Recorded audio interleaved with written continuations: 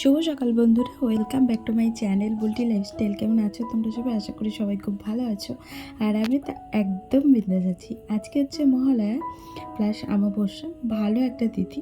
তো আজকে ভাবছি যে একটু কালী মন্দিরে যাব, কিন্তু কখন যাব সেটাই বুঝতে পারছি না, কারণ ওদিকে পার্লারে অনেক কাজ বাজ আছে। আর এদিকে দেখো সকাল সকালে আমি বসে পড়েছি পাতা কাটিং করতে। হ্যাঁ, আমার বাবা হচ্ছে অর্ডার নেয় আর কি বিয়ে বাড়িতে, যার জন্য অর্ডার ছিল বাবার। আর বিয়ে বাড়ি না, এখন বিয়ে বাড়ি না, একটা জন্মদিন ছিল।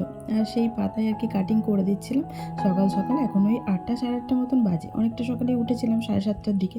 তারপর চাটা খেয়ে বসে পড়েছি পাতা কাটিং করতে। আর কালকে রাতে মাথায় একটুখানি তেল দিয়েছিলাম। চুলগুলো দেখে তো বুঝতেই পারছো। সব পাতা কাটিং টাটিং করে ওদিকের কাজটা সেরে আমি এদিকে চলে এসেছি স্নান টান করে পার্লারে। আর বলেছিলাম তোমাদেরকে কালী মন্দির যাবো, কিন্তু টাইম আর হয়ে ওঠেনি। আস্তে আস্তে দেখলাম আসার সময়তে আর কি যে পুজো টুজো হচ্ছে, মনটা খুব খারাপ হচ্ছিল। তারপরে এই যে এখানে এসে একটুখানি মনটা ভালো হয়ে গেল সবার সাথে কাজ বাজ করে।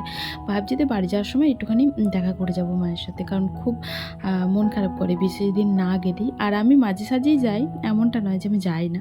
আর এদিকে দেখো কাকুলিদি বললো যে একটু কাটিং করবে, তাই ওর কাটিং করে দিচ্ছিলাম। পুজো চলে আসছে, তার ওর চুলগুলো পুরো একদম নিচে থেকে ঝাঁটার কাটির মতন হয়ে গেছিলো। তাই আমাকে বললো যে একটু কাটিং করে দাও তো। আর রাউন্ড কাটই কাটলো অল্প স্বল্প আর কি, তাই ওর চুলটা কাটিং করে দিলাম। আর দুটো কাটিংয়ে ছিল এমনি কাটিং, কাস্টমারি কাটিং, সেগুলোকে আর কি করে দিলাম। তো চলো আবার ফেসিয়াল করতে হবে, অনেক কাজ বাজ আছে বুঝলে। পুজোর টাইমে আমরা তো বাড়িও আসতে পারি না, কিন্তু এখন যেহেতু অতটাও চাপ নেই কাজে, মানে বাড়ি আসা যাচ্ছে, তাই বাড়িটা আসি খাওয়ার টাইমে, আবার খাওয়া দাওয়া করে বেশিক্ষণ রেস্ট নিতে পারি না, চলে যাই। তবে আমি একটুখানি রেস্ট নিই। আর এই যে অনেকক্ষণ কাজবাজ করার পর একটু রেস্ট বলতে এখন এসেছি বিক্রমের দোকানে। ও ছিল না, যার জন্য আমাকে বলে যে একটু বসো দোকানে, ও কোথায় গেল। আর আমি আর কাকুটির দিদিকে বসে বসে কাস্টমার সামলাচ্ছিলাম। আর পার্লারে কাস্টমার খুব একটা ছিল না, যে কটা ছিল সেরে দিলাম। তারপর আর কাস্টমার খুব একটা আসেনি, 2-3টে ছিল, ওগুলো কাকিমা করছিল।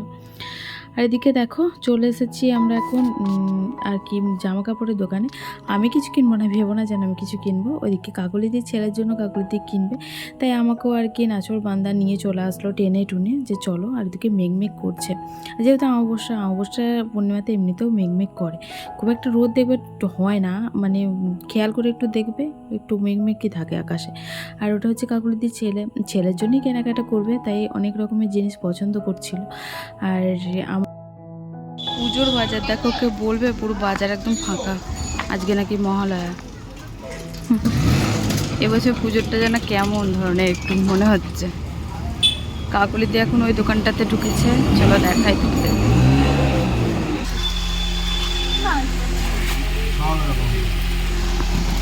কালকে বিকেলে পাবো, কালকে কলকাতা যাচ্ছি সকালে, বিকেলে ছেড়ে পাবো।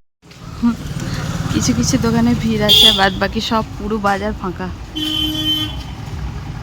যাবা কোথাও? তাহলে বাড়ি চলে যাচ্ছে। কাকুলিদি ওদিকে চলে গেল, আর আমি যাবো বাড়ি। প্রচণ্ড খিদে পেয়েছে, খেয়ে আসি, তারপর আবার আসতে হবে। চলো টাটা। যেহেতু আছে অমাবস্যা প্লাস মহালয়া, তাই একটু মায়ের কাছে আসলাম। এই যে আমাদের পাড়ার মা। আর আমি মাঝে সাঝে আসি মায়ের মন্দিরে, একটুখানি দেখা করে যাই। এমনিতে তো টাইম হয় না, যখন কাজ থেকে বাড়ি ফিরি তখন আসি। বাড়ি ফেরার পথে মনটা শান্তি হয়ে যায়, যখন মনটা খুবই বিচলিত থাকে। আর সত্যি কথা বলতে কদিন ধরেই মনটা ঠিক নেই, কারণ কেন আমি জানি না, তবে মাঝে সাঝে আমার এরকম হয়, যেটা মুড সুইং বলে। তোমাদেরকে বললাম না যে আসার পথে একটু আসবো, এই দেখো চলে এসেছি। আর সত্যি বলতে আমার খুব ভালো লাগে জানো এখানে আসতে, যখনই আমি টাইম পাই তখনই চলে আসি, যেটা তোমাদেরকে বললাম। আর আমাদের এই মায়ের মূর্তিটা এরকম আগে ছিল না, ওই যে যেটা বাঁধানো আছে ওটাই রিসেন্ট করেছে। আর আমাদের এই মন্দিরটা কিন্তু অনেক পুরনো মন্দির, অনেক জাগ্রত, কিন্তু তোমরা সবাই দর্শন করে নিলে।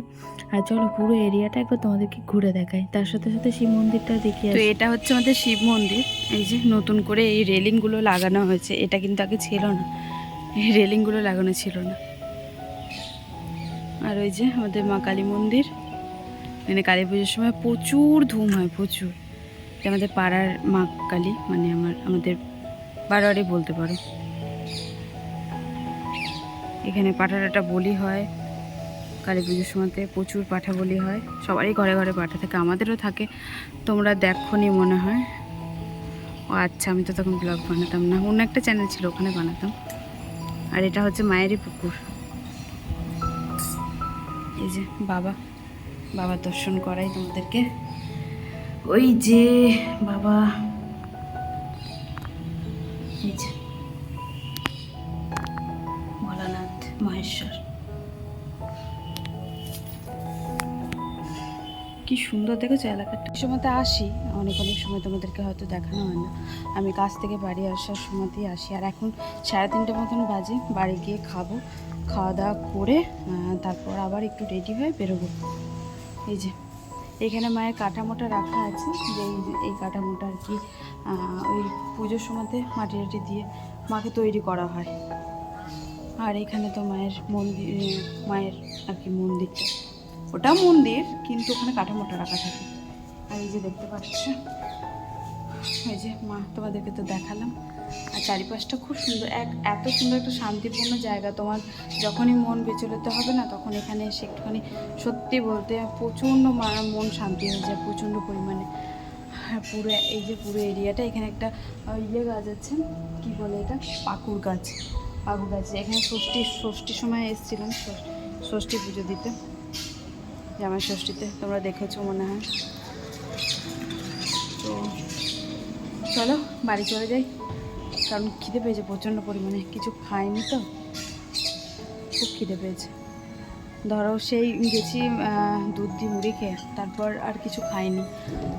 আর যেহেতু আঁশ কিছু খাইনি, দুধ দিয়ে মুড়ি খেয়েছিলাম।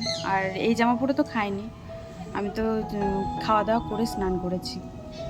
আর এমনি তো পার্লারে তো কিছু খাইনি, তাই আর কি আসলাম। আর আমার মনে হয় যে মন শুদ্ধ থাকলে সবই শুদ্ধ, আমার যেটা মনে হয়, জানি না কে কে আমার সাথে একমত হবে, তবে আমার এটাই মনে হয় যে মন শুদ্ধ থাকলে সব শুদ্ধ। এই যে, তো চলো টাটা, হ্যাঁ আর দাঁড়াবো না, বাড়ি যাই। ওদিকে মাও চিন্তা করবে, মাকে অবশ্য বলেছি যদি টাইম পাই তাহলে খেতে আসবো, আর না পেলে বিস্কুট টিস্কুট খেয়ে নেবো কিছু। আর চলো একটুখানি মায়ের কাছে বসি, তারপর চলে যাবো বাড়ি। তো টাটা। চলে এসেছিলাম বাড়ি, আর বাড়ি এসে প্রচণ্ড পরিমাণে খিদে পেয়ে গেছিলো, তোমাদেরকে তো আগে থেকেই বললাম। তাই মাকে বললাম যে তাড়াতাড়ি ভাত দিয়ে দাও আমাকে। আর এমনিতে অনেকটা লেটও হয়ে গেছিলো, জানো, 3:30 মতন বেজেও গেছিলো। আর আজকে রান্না হয়েছিল ডিম দিয়ে পটল দিয়ে আলু দিয়ে তরকারি।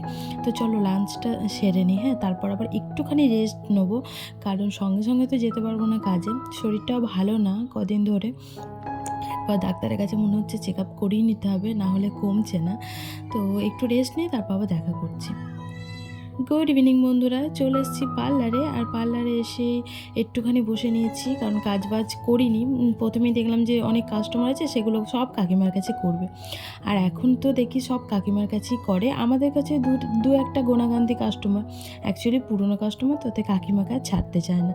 এদিকে কাজ বাজ করার পর চা খাচ্ছিলাম। তবে এবারে যতটা কাজ হবে ভেবেছিলাম ততটা কাজ এখনও পর্যন্ত হয়নি। হয়তো এই মহালয়াটা গেল, আজকে ধরো মহালয়া, তো এরপর হয়তো ভিড় হবে। তবে এর আগের থেকেই ভিড় হয়ে গেছিলো, কিন্তু এবার দেখছি ভিড়ের পরিমাণটা খুবই কম ছিল। আর আরেকজন নতুন জয়েন করেছে, দেখতেই পেলে ওই মেয়েটা বসে আছে, ও নতুন এসছে। কাজ বাজ সেরে চলে এসেছিলাম বাড়ি। আর বাড়ি এসে সব চেঞ্জ করে নিয়েছিলাম, এমনিতেই লেট হচ্ছে কদিন ধরেই বাড়ি আসতে, পুজোর বাজার, তার জন্য কাস্টমার থাকুক আর না থাকুক অনেকক্ষণ দোকান ধরো খোলা থাকছে, তো তার জন্য আমাদেরকেও থাকতে হচ্ছে। তো আসার পরেই আর কি খাওয়া দাওয়া করে নিচ্ছি। তো চলো আজকের মতন টাটা, গুড নাইট, ভালো থেকো সবাই।